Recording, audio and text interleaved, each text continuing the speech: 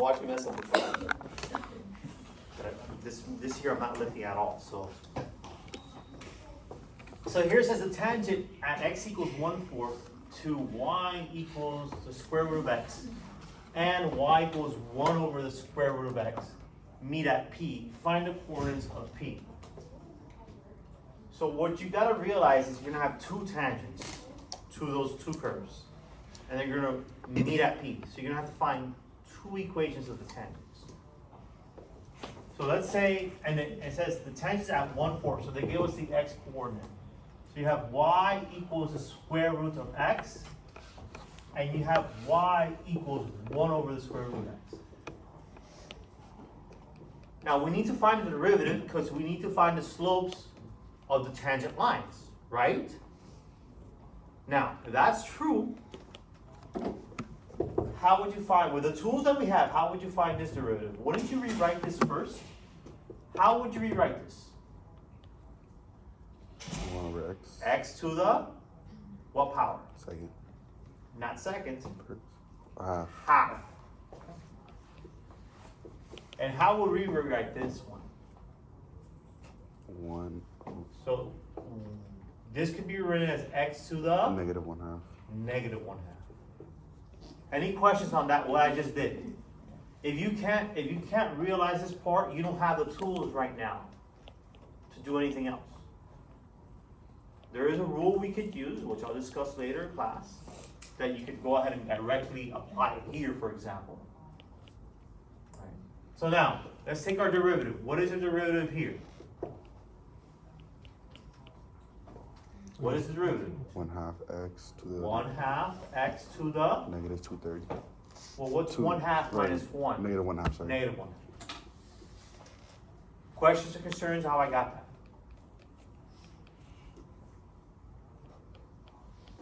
And I can then write 1/2 square root of x. If I, just to make it look prettier, I also can do this here. What is y prime going to be here? Negative 1/2 times 1 is negative 1/2. Negative 1/2 minus 1, negative 3/2. Do you want to make it look a little bit prettier? It would look something like this.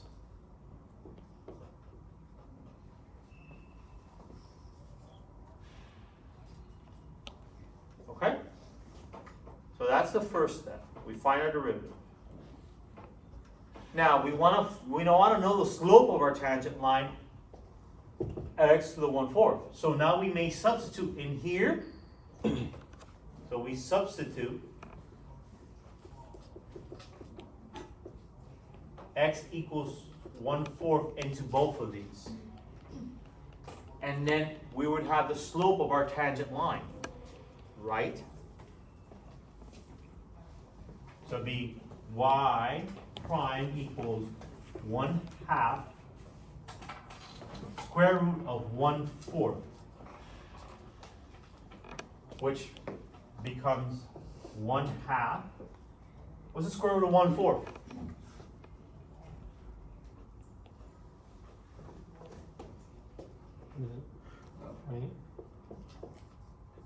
Square root of 1 divided by the square root of 4, which is 1 over, it's half.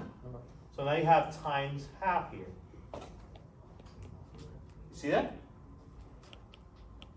Yes or no? 2 times half is? 1. So you got 1 divided by 1, which is? 1. So what is the slope of the tangent line at x equals to 1/4 for this function here? 1. 1. So now you know the slope here. I guess I'll just write it over here. The slope here for the tangent is equals to 1. Now we'll similarly do the same thing over here. We're going to go ahead and substitute 1/4 into here.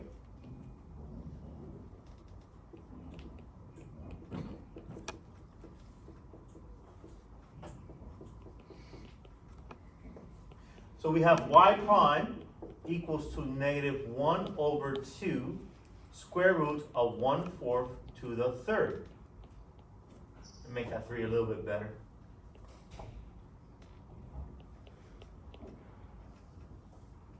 What's 1/4 to the third? 4 times 4 is 16, times 4 is 64. So we have now -1/2 square root of 1, because 1 to the third is 1, and 4 to the third is 64. So this is -1/2. What's the square root of 1/64? It's going to be what? 1/8, which equals -1/2 to the 2 times 1/8 is 1/4. And so this becomes -4. So our slope here is -4. So this tangent here is -4.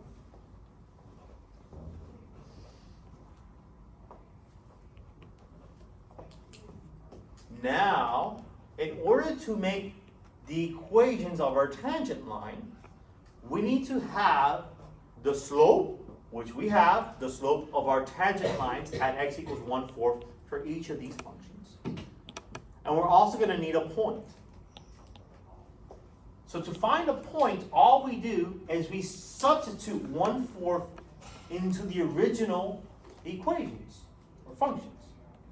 So y equals the square root of 1/4 would be the substitution we're making. So that comes out to 1/2. So when x equals 1/4, y equals to 1/2. So here's our point, here's our slope. This point is on that curve. And this is a slope at that point.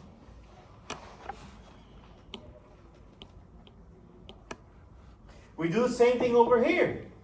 We go ahead and substitute here 1/4. So we have y equals 1 over the square root of 1/4, which equals 1 over 1/2, which is 2. So we have 1/4, comma 2. So now we have here, similar like we have over there, we have a slope of the tangent line at x equals to 1/4 for this function. And we also have the point. So now, what is the form that we can use to make a line? What is it called? Point slope. Point slope form. Remember, it's y minus y with 1 equals m times X. minus, yeah. So go ahead and do it. So y minus half must equal 1 times x minus 1/4.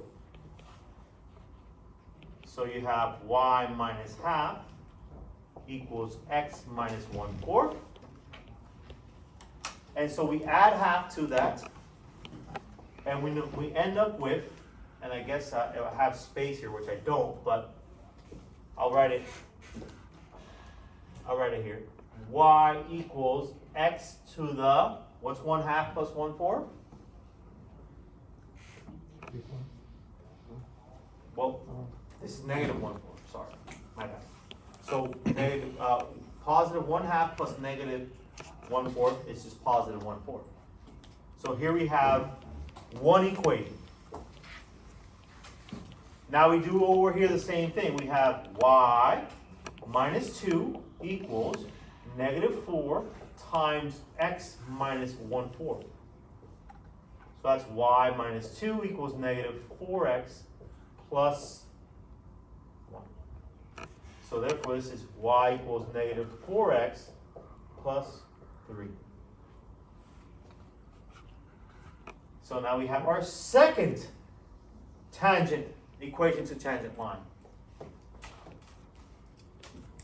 Now, before I continue, I would like to show you on the decimals calculator how this looks.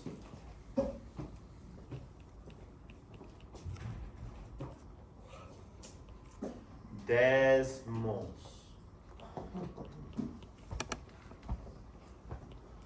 So we get square root of x, so y equals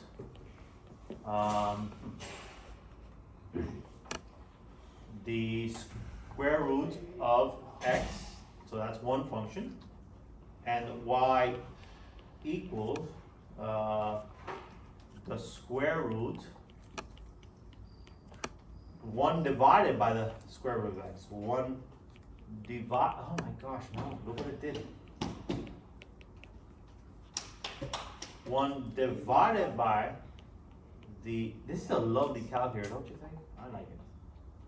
So we have that. Now, I guess so, for the people who are not here so they can see that, hopefully it's visible. There you go.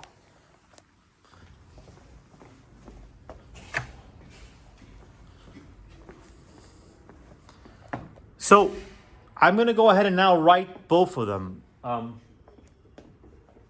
Here, put the other two equations in there. So just press enter and go to the other two.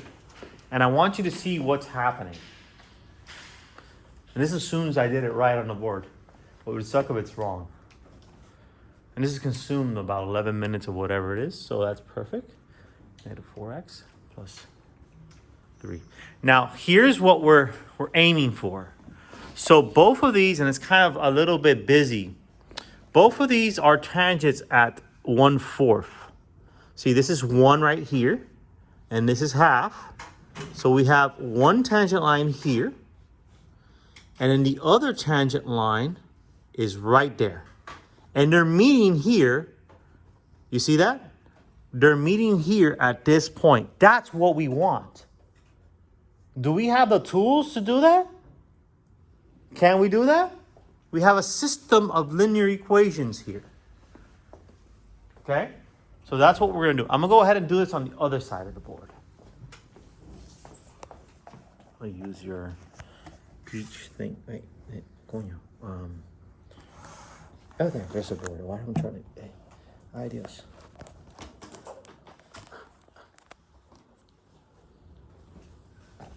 So, be careful. So we have y equals to x plus 1/4. And we have y equals to negative 4x plus 3. So here's our system. Okay? So we can either use elimination or substitution. It's much easier just to use elimination here.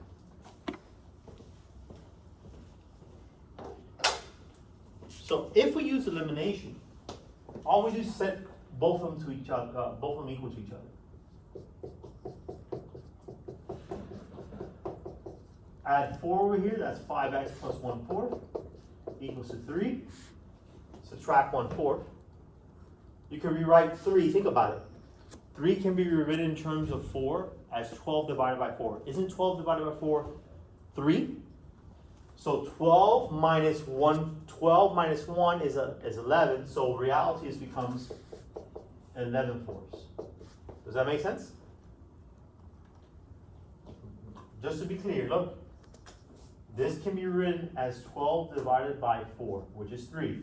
We subtract 1/4, it's going to become 11/4. Or you can use a calculator. Right? And now we're going to divide both sides by 5. So x must equal what? 11 over, what's 5 times 4? 20. And so now we can substitute this 11 over 20 into any one of these. I'll just pick this one. If you're suspicious, then do it on both. They gotta give you the same y's. So y equals 11 over 20 plus 1/4. So that's y equals 11 over 20 plus 5 over 20. So that's y equals 16 over 20, which reduces to 4/5. So the answer is 11 over 20, point P, so it'd be 11 over 20 comma 4/5. If you're suspicious, then go ahead and do it on the other one. Y equals to negative 4 times 11 over 20 plus 3. It should come out the same. Even though it feels like I'm looking at it, I'm like, wow, that doesn't feel like it's going to come out the same. But negative 44 over 20 plus 3. How can you write 3 in terms of 20? Yes. Once you start seeing these and you practice enough, then 60 over 20. What's 60? What's 16 minus 44? 16 over 20. Which is going to be what? You get the same answer. And so your answer is this. Now, let's write this in decimals.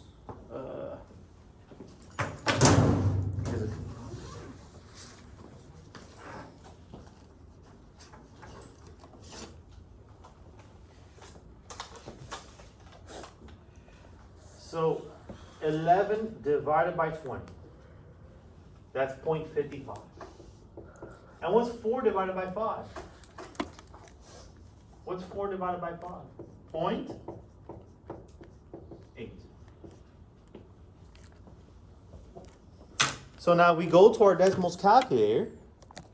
You're going to see that this point of intersection here, right there, okay, is 0.55.8, which is exactly what we got there. And that was 16 minutes and 41 seconds of my time pertaining to be a teacher.